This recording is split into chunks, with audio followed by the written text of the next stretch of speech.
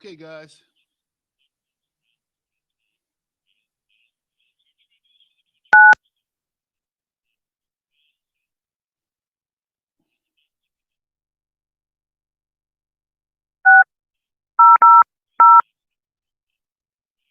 Welcome back, host. Have a great show.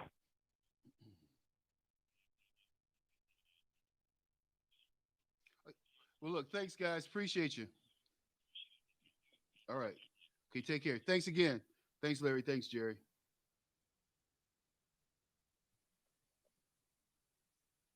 Mhm.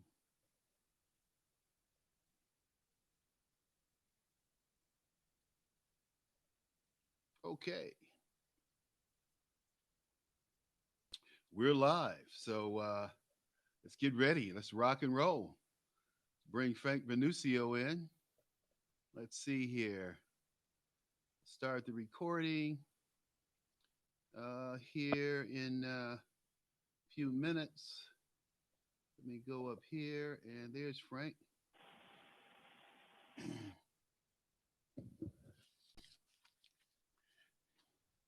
Hello, Frank. How are you? Hey, Charles, how are you? Yeah, loud and clear, sir. 5 by 5.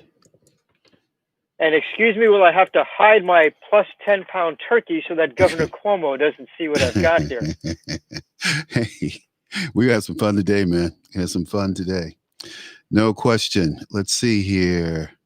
Let me go over here and go to Red State. So, how have you been? Is your son, Busy as heck. is your son coming It's Turkey just, Day? we've been hoping, since the election of 2016 for a slow period in the news. It just never happens any longer, does it? No, it doesn't. Nope. And did you see these people that Biden chose today? Oh my God. Well, of course, yeah. One of the worst, of course, is John Kerry, who's become a joke in many ways, but a very dangerous joke. If you have every country in the world adheres to the Paris Climate Accord 100% for the next 100 years, it'll make practically no difference whatsoever in pollution or in global warming, but it will transfer wealth from the American worker to third world despots. Mm-hmm. Yeah, well, that's what they want, unfortunately. I tell you, you got to send this over. Okay. Well, it looks like we're going to get ready to get started here. All righty. Uh, By the way, I haven't heard back from my friend about the contact for Joe Diaguati. okay. As soon as I do, I'll let you know. Okay. Mm-hmm.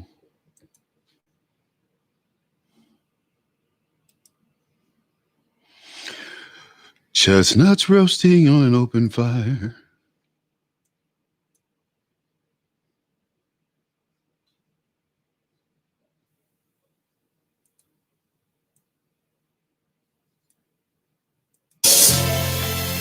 Oh, the weather outside is frightful,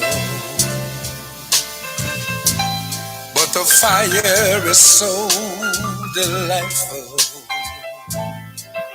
And since we've no place to go,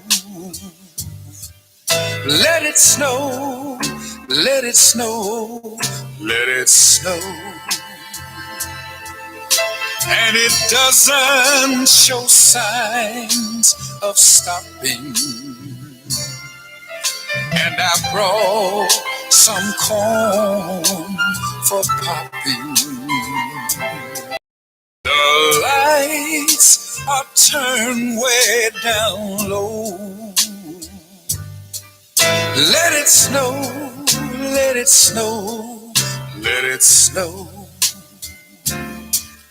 When we finally kiss goodnight, how I'll hate going out in the storm. But if you really hold meet side all the way Okay, home. all the way home, I'll be warm. Played a little longer than I was trying. I lost it in my deck, but that's okay. Hey, welcome to the Reality Check here with Charles Butler. We're streaming live at Red State Talk Radio as well as YouTube at the Reality Check. So you can go out there and check us out live. Hey, look, as usual, our Tuesday guest is my good friend Frank Venucio. And Frank is an author, a talk show host, radio TV personality. He's president of the American Analysis of News and Media and editor-in-chief of its major publication, the New York Analysis of Policy and Government. Frank has worked in state, local government for years and is just a yeoman. So let's bring Frank aboard. Frank, welcome to the show. How are you? Charles, it's great to be with you. Hey, here we are, 3 Tuesdays removed from the election, and it looks like there's a recount going on in Georgia of bogus votes. All they're doing is recounting bogus votes. And then you look at PA, where they're recounting ballots, where there are more people who voted than people who are in the various counties and districts. It's just it's crazy that these people really think they're going to steal this election. It baffles me. Well, here's something to kind of blow your mind. There is a distinct possibility that because of how long it takes a lot of investigations to go on, how much probing you have to do, we could be in a scenario, Charles, where Joe Biden takes the oath of office on January 20th. And then sometime after that, be it days, weeks, or months, the evidence will have been completed that indicate that his election was illegitimate. And that will present a constitutional crisis of unprecedented proportion. Now, I don't think that would be sufficient to overturn the presidency from the Biden White House to a second Trump White House, but it would certainly illegitimize or delegitimize the entire Biden presidency. Normally big investigations can take months, years, in fact, to conclude. Just the bogus investigation of President Trump for the nonsense of Russian collusion went on for 3 years. So it's not inconceivable that we will see results indicating that the Biden election was illegitimate, that there was a lot of cheating going on after Biden takes the oath of office. Well, to me, it just doesn't make any sense. Biden couldn't draw 200 people to a rally, and somehow he won. What I think is really interesting is that it's not being reported anywhere that what's this guy, Lynn Wolf? He had a subpoena, and he subpoenaed the Fulton County what do you call it, district or whatever, for the emails. I mean, for the they said that they stopped the count because they had a water leak. Well, he wanted all the video, work orders, and all that stuff, and he just issued a subpoena for it. Yeah, I mean, look, there are numerous reports from that, like that, all over the country, one irrational excuse or another. And most importantly, I think, will be the chain of custody arguments. We all remember on election night where in many states, Trump was significantly ahead. And then at 3 o'clock in the morning, hundreds of thousands of ballots show up with no chain of custody. In other words, no one knew who had control over them. No one knew whether they were in the hands of people who were partisan. And they all wound up going, or a significant number went to Joe Biden. So this is the type of thing that takes investigators sometimes months to find out about. And that is why there is a distinct possibility that Joe Biden will take the oath of office, and then months afterwards, we'll find out that his election was illegitimate. Ah, man, that's a scary thought. I tell you, we don't know. I just got off a phone call, and I tell you, I was sitting there on this phone call, and I was in awe of some of the shenanigans that have gone on with this election. And I tell you, I don't understand how anyone in their right mind could go out and vote for Joe Biden. I just don't get that. I mean, was Trump really that bad? And my thing is, the other part about this is people needed to explain to Donald Trump that politicians lie all the time. They never show their true feelings or their true meanings. And he tried to conduct the presidency and being a politician like he did being a business person. And the two Right. And the two are 180 out. As a politician, you grin and you grin and you grin, whether you like it or you hate it. You never know what a politician is really thinking or doing because they're always grinning. They very seldom show anger, unless the group of them show anger. They show anger in a group. But you never see people really stand up and stand out. I look at the Congressional Black Caucus, and everything related to immigration, according to Barbara Jordan, a real American patriot. She said, if you come to this country, you should come legally. How can those 40-something black people sit there and allow their party to bring in 11 million? It's more like 30 million, according to the Mexican foreign minister, 30 million illegal people into this country. Because they're people of color. Black people have to be the stupidest voters on the face of the earth. Go ahead. Charles, so far, if we look at Biden's picks, I think particularly for Homeland Security, he's talking to people who seem to say that we should have open borders, which means that during a Biden presidency, we'll have millions of illegals flooding into the United States.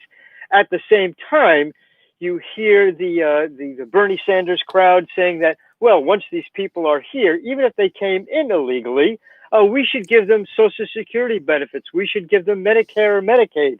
Charles, I don't know about you, but if we're going to give Medicare or Medicaid or Social Security to illegal aliens, well, I want to get every penny that I put into Social Security that came out of my paycheck from the time I was 16 years old till now. I want that money back, because if an illegal can get it, why not pay anything into it? Why should I have paid anything into it? Why should you have paid anything into it? Well, that's the point. I remember my grandmother couldn't collect Social Security. They wouldn't give my grandmother Social Security. Talked about she hadn't worked long enough. And see, that all went back to racist Democrat policies. That went back to racist Democrat policies that kept 90% of the black workforce out from under the protection of the Social Security Act. That's how dumb black people are. To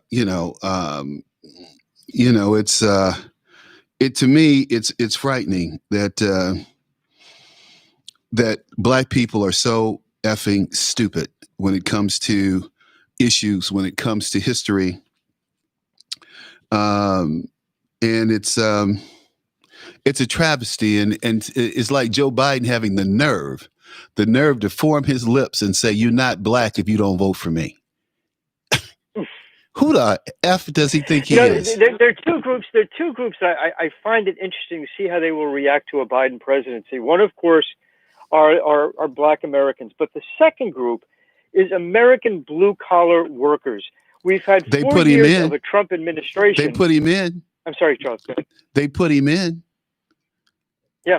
We've had 4 years of a Trump administration that tried to get those blue collar jobs back from China. Now the fact that China has a bought and paid for guy in Joe Biden in the White House who's signaling already that he's going to weaken some of the Trump policies towards China. Will blue-collar workers, whatever ones are still left supporting the Democratic Party, will they no longer support the party that claims their allegiance, the Democrat Party, and begin to realize that their future home, the home they should have been in all along, is the Republican Party? You know what? This is the other thing, Frank. Let's get real. The Republicans are bought and paid for too. They haven't put up much of a fight to keep American jobs here. They get that campaign money from China and from corporations that are supported by China and are making profits in China just like everyone else. The only person that fought for American jobs in the last, Clinton 34, in the last 30 plus years has been Donald J. Trump. The only one.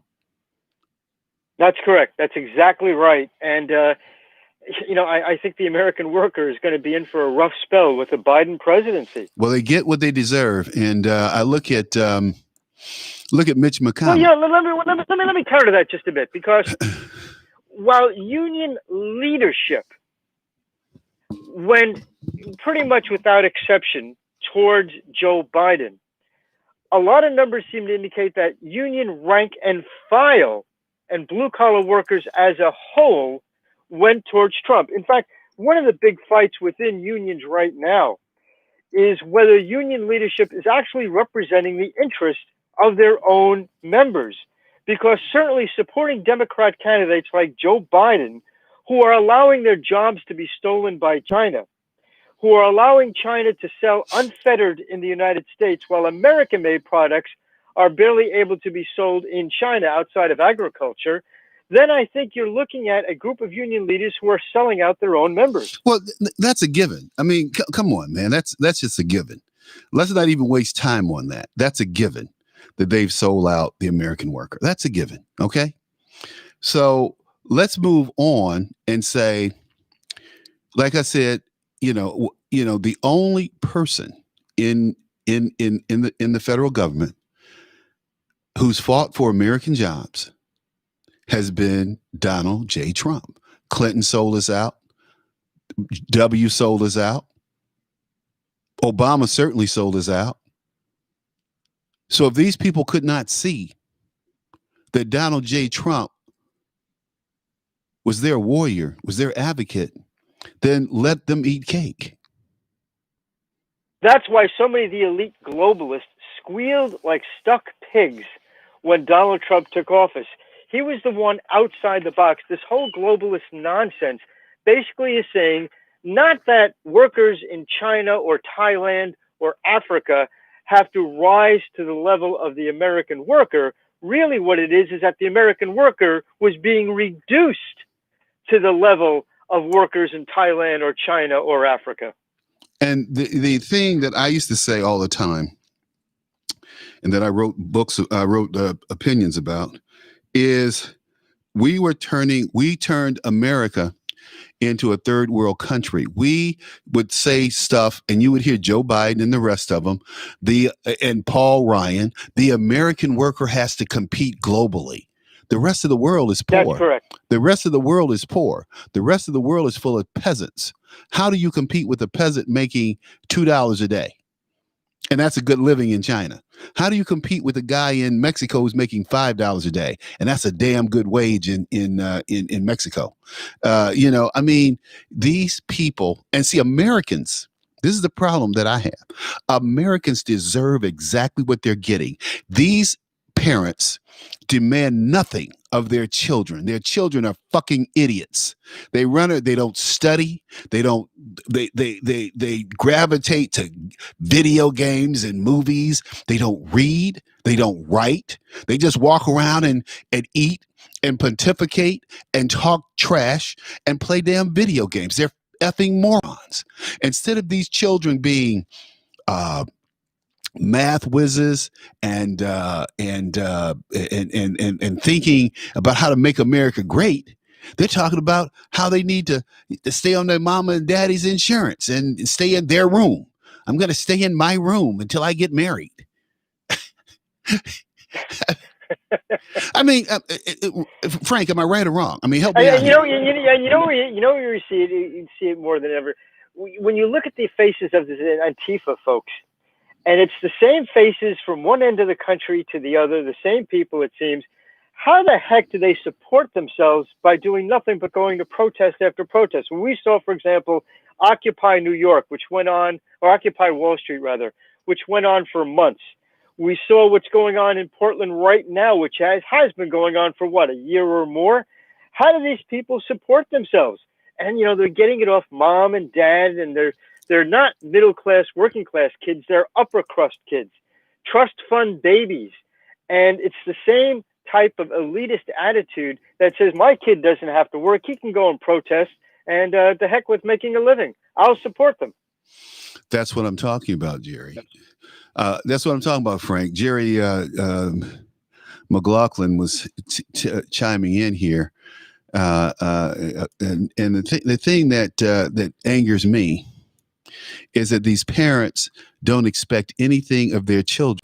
Their children are morons, and they think that somehow, just somehow, these children they're wonderful, and I'm a good parent because I let my child do whatever they want to do.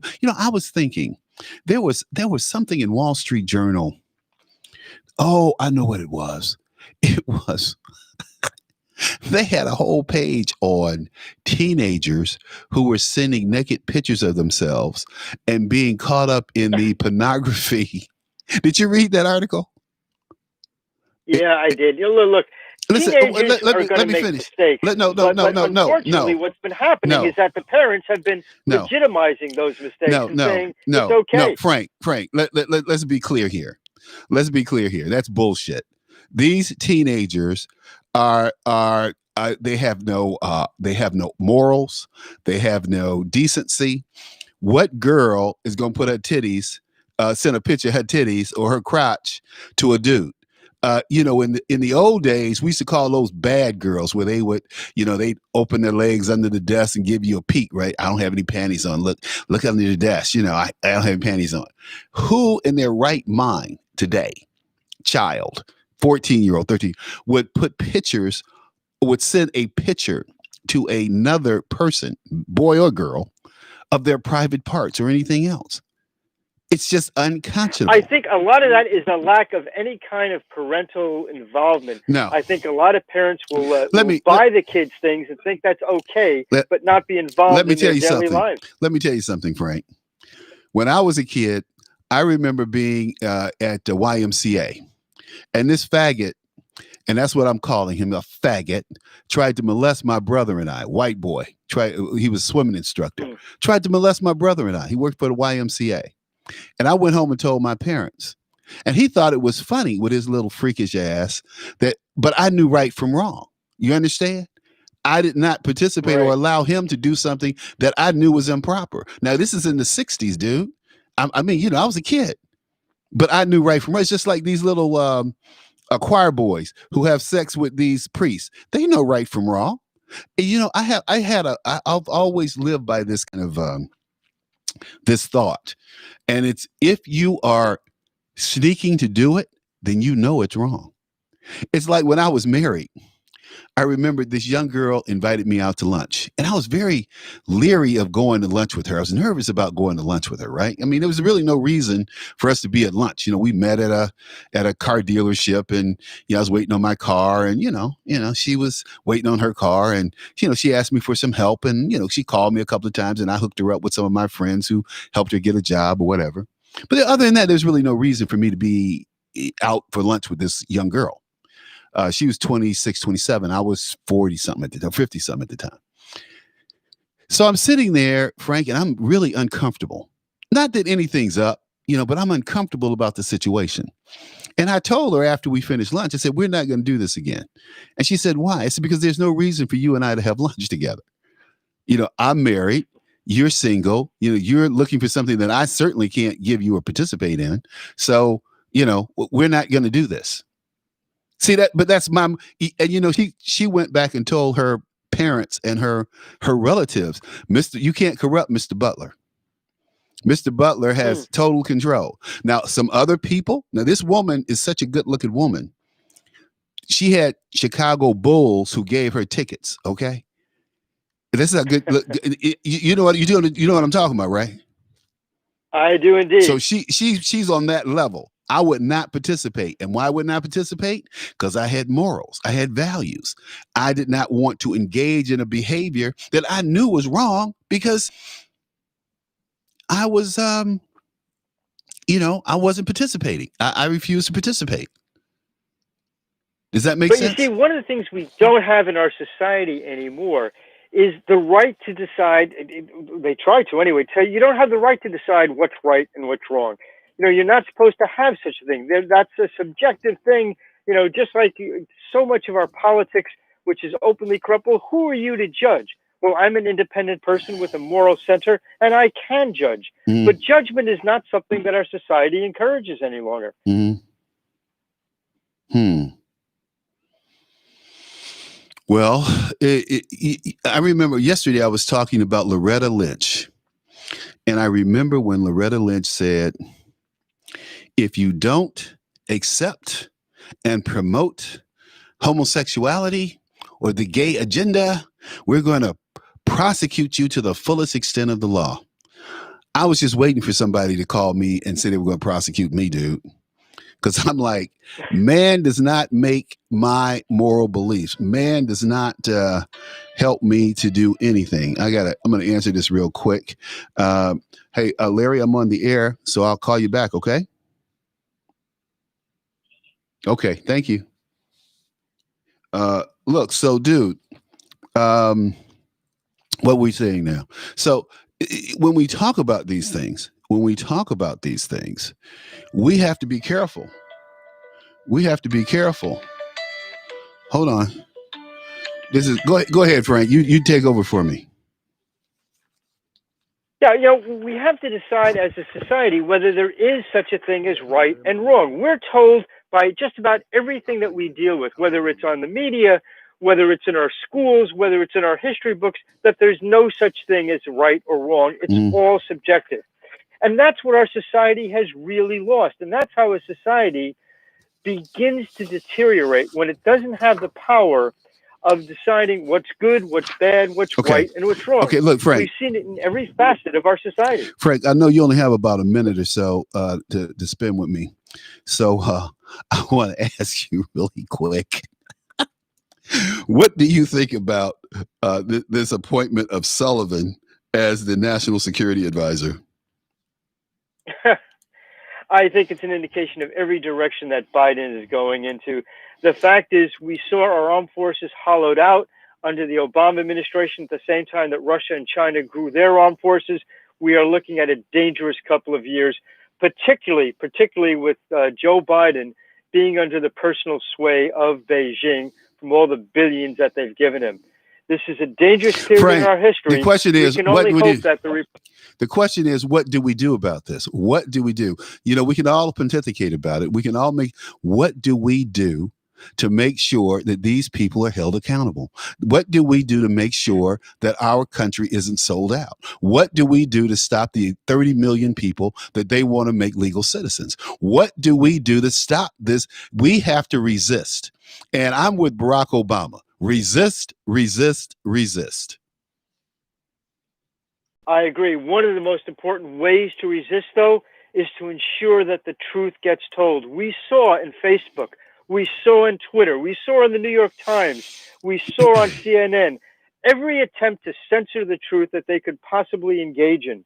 We have to break through that. We have to not worry about being called, insensitive or being called not politically deplorable. Correct. We have to fight back in every means possible. Listen, the truth is there. The truth is powerful, and it's one of the most powerful ways to resist. That's why, Charles, things that you are doing on your program and that I do on mine, we're the tip of the spear in many ways. Listen, I need you to go to trumpet.today, and I need you to sign up. I need you to sign up for trumpet.today and start using that platform. Trumpet.today. I will definitely look into that. Trumpet like the trumpet. Like The the instrument. instrument. Okay, great. Yeah. Hey, Charles, I want to wish you and all of your listeners a wonderful Thanksgiving. Yeah, you too, Frank. As always, you're the best, dude. Appreciate you. God bless you. You too. Take care. Bye. Okay. All right. Bye. Bye. Okay. So look, we finished the first half hour of the show. Wish I had a couple of ads to run. I do have a couple of ads to run. We can listen. For those of you who haven't have life insurance issues to be addressed, please give us a call at 312-667-9111. That's 312-967-9111. And one of my associates will help you to meet those insurance needs before the end of the year, get you underwritten. In fact, we can issue insurance policies and life insurance policies in as short as 1 to 2 days if you have all of the requisite information. So give us a call, 312-667-9111, and tell them Charles sent you. Okay? Hey, look, I'm looking at some of Trump's appointees, and they're pathetic.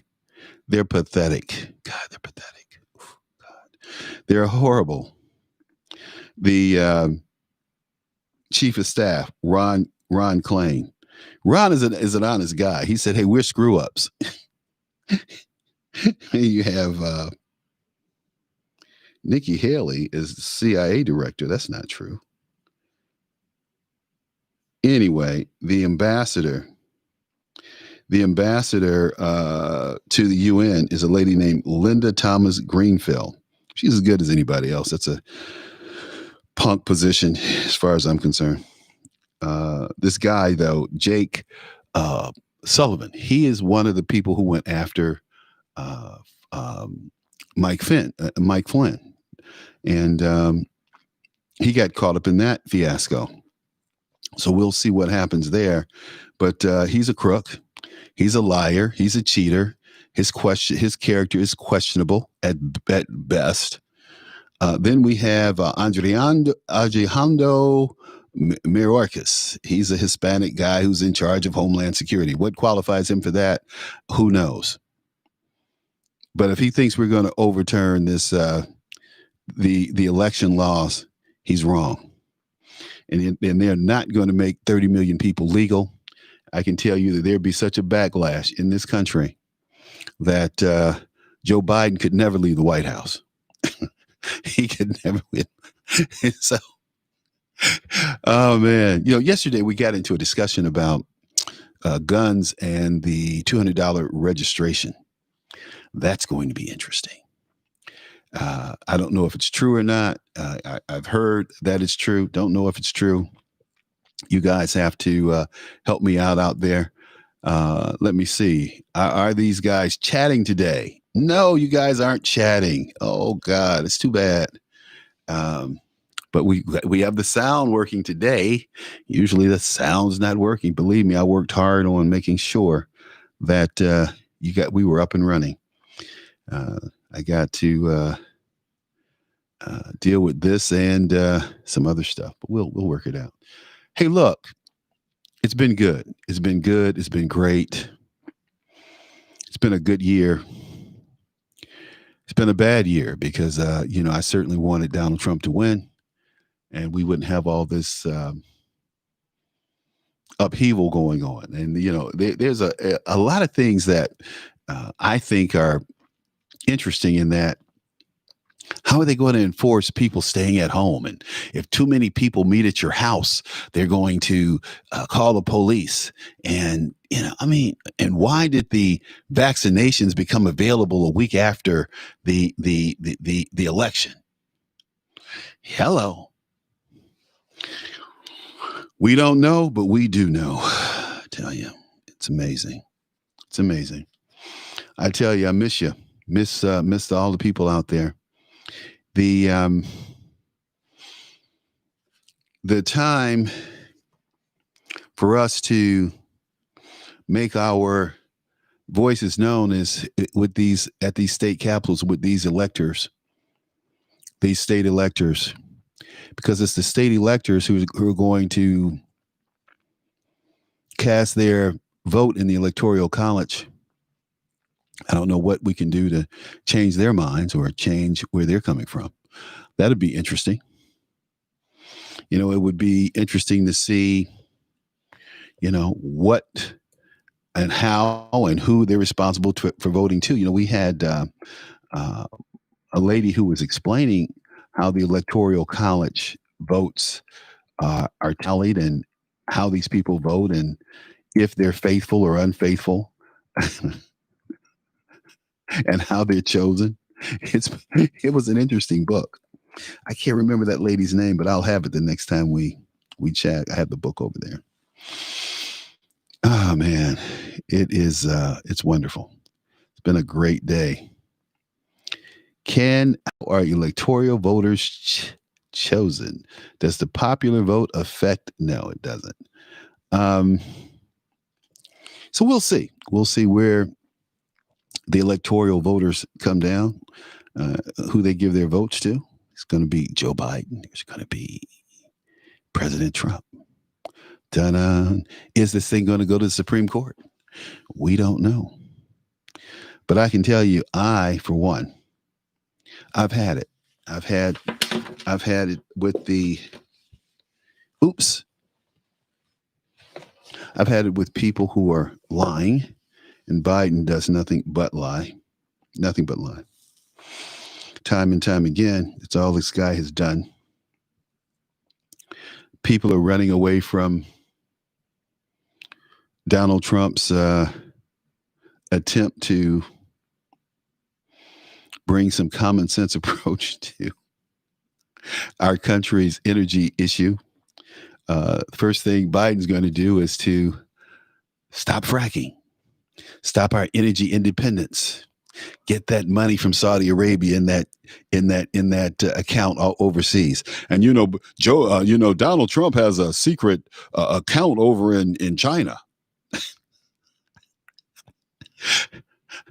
Totally unfounded, totally unsubstantiated, but broadcast widely by mainstream media. And Joe, the CEO of a company he worked with and was part of, came out and said, "Hey, this guy's taking money from China. Oh, we can't follow that. We can't follow that. No. We can't follow that. No. Amazing."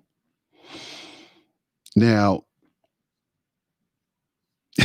Dianne Feinstein.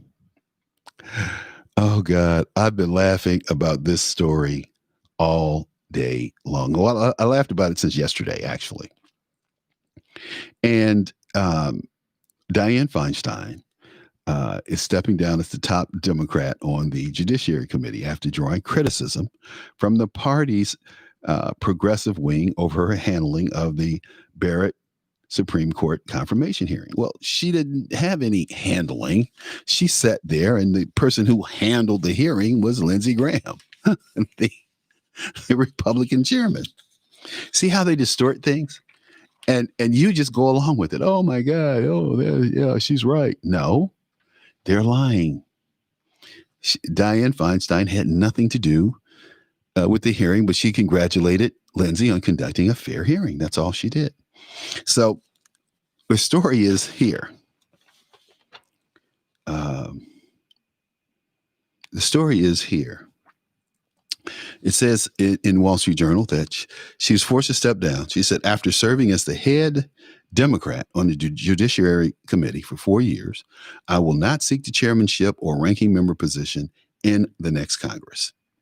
It wasn't immediately known Monday who would succeed Feinstein as the judiciary's top Democrat. The chamber's partisan breakdown after the November 3rd election stands at 50 Republican, 48 Democrats. If Democrats hold both Georgia seats, they would control the majority because the Vice President, Kamala Harris, would break the vote in her role as VP.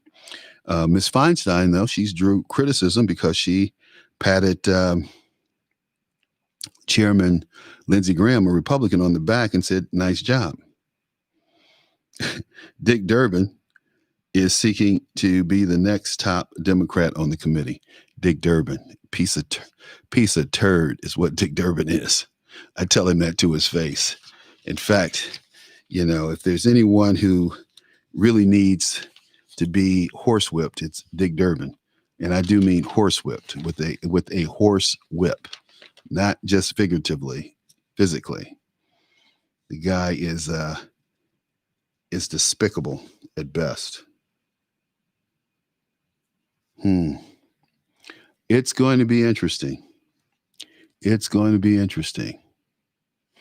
It's going to be interesting. The national security staff, right. Well, you guys went out there and voted for Biden. You let your family members vote for Biden. Anybody that voted for Biden, you got what you voted for. You got what you voted for. You're going to pray that Donald Trump was back in office. You're going to cry that Donald Trump was back in office as you watch your jobs disappear. Oh boy. How to train your body to deal better with the winter. Acclimate to the cold gradually. Wow. Can't stand the water. I'm not swimming in any cold water. I know about that.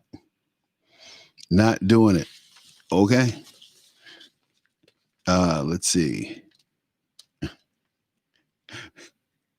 Man, oh man, people are outselling already. It's not even Black Friday. I guess Black Friday is the Friday coming up. Good luck to you. That's all I can say. Good luck to you all. I love it. I'm looking forward to it. That's all I can say. Ta-da. Let's see. Let's see here. Let me see if we got this. If we got this stuff in today. I think I'm going to play a little clip for you that I downloaded yesterday, but the system wasn't playing yesterday, so we couldn't really hear anything. I'm trying to pull it up. Here we go.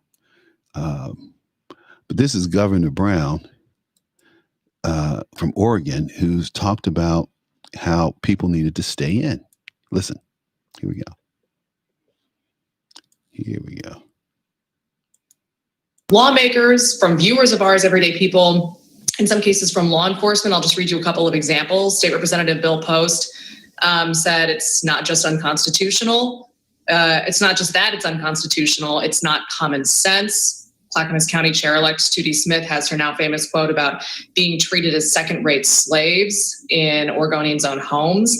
The Marion County Sheriff's Office sent out a press release saying we cannot arrest or enforce our way out of the pandemic. So I know you see this as well. What's your, just first reaction to those reactions from people in Oregon? Look, all of this is irresponsible. These are politicians seeking headlines, not public servants trying to save lives.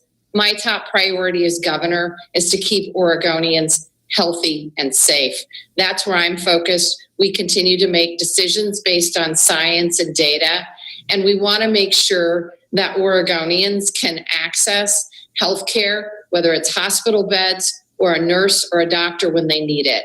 So that's why we're moving forward with these common sense measures that are based on science and data. You say that they're public officials. They would argue that they're speaking on behalf of the people they serve, and they're saying these things because that's what they're hearing from the people they serve. So for Oregonians who, based on that logic, do feel that way, what would you say to the citizens who are concerned about these restrictions? Look, we have too many sporadic cases in Oregon. We can't trace these cases to a particular source. We have to limit gatherings and social interactions. The challenge is that our hospital beds in the Portland metropolitan area are reaching capacity, and our ability of our nurses and doctors and physicians' assistants to care for Oregonians is at maximum. These folks, our healthcare workers, have been working day and night to protect and provide healthcare to Oregonians. We are very quickly reaching a limit capacity. Wow. Wow. Here we're very quickly. She's just lying. She just lying. That's what we used to say on the playground. She just lying. I mean, well, we're quickly reaching capacity, and people need to stay. Don't go out for Thanksgiving dinner, even though I'm going to have 20 people over to the governor's mansion. It's just a few of us getting together, 50 people or so. I said 20, but I really meant 50 because we need to have 50 people, and we'll be in different places, of course, in the mansion. So we'll break it down, 10 people in each room. And I mean, these people are so full of, based on what? Where does this number 10 come from? Who came up with this number 10? Was somebody sitting on a commode and just pulled this out of their behind? That's graphic, isn't it? But you guys out there know what we say about pulling numbers. And that's what we talk about, pulling numbers from your behind. And so that's what 10 people less than 10 people need to get together. I mean, it's bizarre and it's unconscionable. And it's unconscionable that they think they can run renegade over the American people the way that they have. I know one thing: the country is in bad shape. Will be in worse shape under Joe Biden, who is a joke at best. But you get what you deserve, America. You got what you deserve. And if you're not fighting, if you're not out here and you're not angry about this election being stolen, then suffer. Because Joe Biden is going to take our country backwards.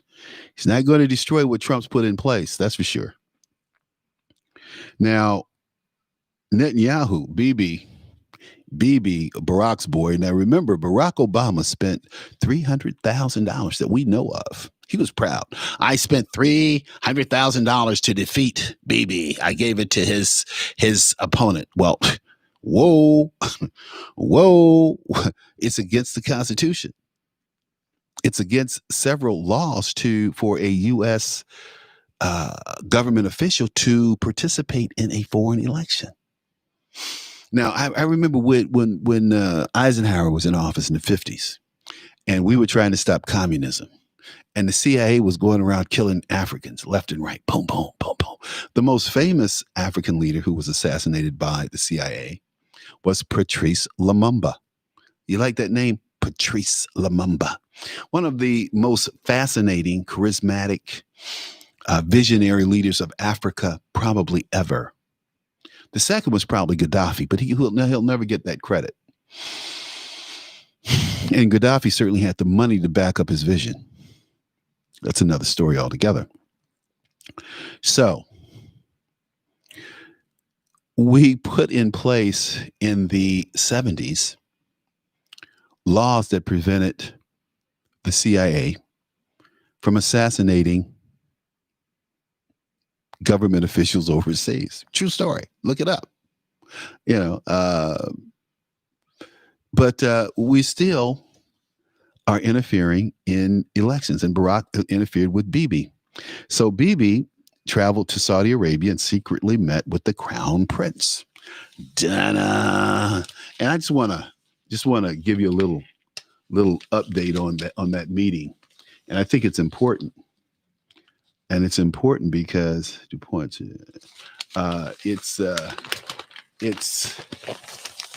part of the global shift. It's part of the global shift. And let's see, that's 8. I went one page too far. It's supposed to be on page 10. Okay. All right, here we go. Yeah, excuse me for rattling these papers around. I usually have this stuff printed off, but I didn't today. I was on an important telephone call trying to help President Trump out. Let's see. So Bibi met with the Saudi crown prince in the kingdom, and 3 Saudi government advisors. And this is their first known meeting among the U.S. push to normalize ties between the longtime foes.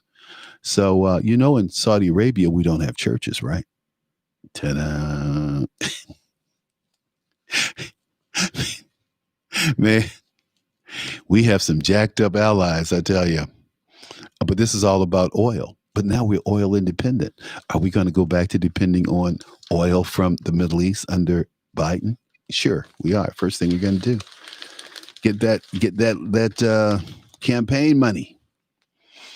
Normalizing ties with Israel before any deal for Palestine statehood would be a seismic shift in the Middle East, inviting scorn from regional rivals, Iran, Turkey, and potential protests or militant attacks from conservative Saudis. Interesting. Well, Bibi's doing his thing. That's all I can say. And he's bringing it. He's bringing it hot and heavy. I love it. I love it. And Saudi Arabia and Israel are going to have an agreement here and normalize their ties and basically isolate Turkey and Iran. They're going to be furious that Israel and Saudis working together because they're powerful. They're powerful when they're together, I tell you. Now, Pompeo hadn't joined the meeting as the Army radio initially reported, but he helped arrange it. And Pompeo met with Netanyahu in Jerusalem during a 3-day visit last week. And the Saudi prime minister, who was seen greeting Pompeo in the kingdom's airport on Sunday, said that the crown prince hadn't met with the Israeli officials. No such meeting occurred. No official only officials were present were American and Saudi. Interesting. Now, what people aren't talking about is the crackdown on democratic protests in Hong Kong. And these pro-democracy activists are facing prison. They're being locked up. They're being jailed. Nobody said anything. Instead, folks are trying to run articles and say, well, China's eliminated extreme poverty. They've wiped out extreme poverty. Well, I don't know if that's true or not, but the standard income of a Chinaman was about $5.50 a day, or $2,000 a year, applied to some 371 million, or about 27% of the population considered to be in poverty. Wow. Amazing. Whew. And we are getting ready to finish selling the American people out to the Chinese. We'll see what happens. Trump has certainly made us aware of putting America first and how the government has put us behind. And those are good things. I think the Trump legacy will not be overturned. I think if Trump leaves and he starts up a media effort, it is going to be profound and it's going to wipe some folks out. I tell you, it's going to wipe folks out when Trump starts up this media thing, because I'm going to watch it 24/7. I don't know about you all. I may turn off and watch Blacklist or the SEAL Team, but that's about it. Hey, look, we're heading toward the end of the hour. We've got about 5 more minutes. And let me go over here and see if my guys at YouTube have been chatting. I've kind of neglected them today. Let's see here. Anyone call in? Nope. Let's see. My guys at YouTube, where are they? Come on, guys. YouTube. Let me see here. YouTube. Ta-da. YouTube. Here we go. There we go. Uh-oh. Yeah, here we go. There you guys are. All right. Let's see. You are chatting. Emily Conrad. That was a great show. Oh, okay. Yes. Emily Conrad. Oh, who's Emily Conrad? Emily Conrad. I don't know who that is. Emily Conrad. Let me look her up. One of my people out on the YouTube, Robert, is saying that he's talking about Emily Conrad. I don't know who that is. Emily Conrad. Let's see. CONRAD. What kind of show is that? Let's see here. Conrad. I don't even know what this is. Oh, I don't know what that is. Emily Conrad. I don't know what that's in the context of. Sorry, Robert. Help me out. Oh, Faithless Educators, Emily Conrad. Oh, okay. That's her. Yeah. She was on my show. Yeah. She's a good looking chick. Dang. If I known she was this good looking, I would probably try to hit on her. Let me see here. Introduction to Emily Conrad. She's got a head of hair on her, boy. I tell you that.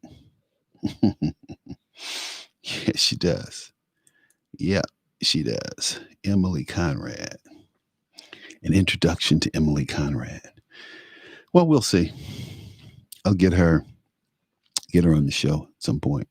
Get her back to talk about the electorate. I got to figure that out. Let's see here. Oh yeah. But see, those older women, they tickle me. We were laughing about older women and how they're supposed to know everything. They know how they like her and they know how they like things to go and all that kind of stuff. We were laughing about that, me and my boys. Hey, put it over here, honey. Put this over there, honey. I don't like it that way, honey. I think you should do it this way, honey. And we're going, wait a minute. I'm doing it my way because this is the way I do it. You do what you want to do. So anyway, but Emily's a good looking girl. I'm gonna have to give her a call. Hey girl, come back on my show. Come over here and see me after coronavirus is over. I'm bad. Hey, but I'm just an all-American boy. That's what I say. I'm not queer. so, hey. Anyway, look, we're working to keep you informed. We're working to bring some things to you. So I hope you pay attention. Dianne Feinstein stepped down because the progressive wing said she's not one of our people. She shook, what's his name? Come on, Charles. Come on. Lindsey Graham's hand. She shook his hand. She's not, they're not one of our people. Man, I tell you, these people need to quit. Hey guys, it's almost lunchtime for me. And I want to sign off here shortly. So I hope you all have a good day. Tomorrow we're going to have a couple of guests. We're going to have the president of Freedom Works. And we're going to have another guest. I don't remember who that was, but we'll have another guest. And we'll finish up here with Silent Night, Holy Night. All is calm. All is bright. And if I can find it, what's wrong with my glasses here? Let's see. Silent Night. Or, yeah. Anyway, you guys have a good one. I'm going to sign off. And I'll be back tomorrow. Same time, same place. Hopefully, with some good news. And that good news will be that Sidney Powell has released her information. Okay? Take care. Have a good one. Okay.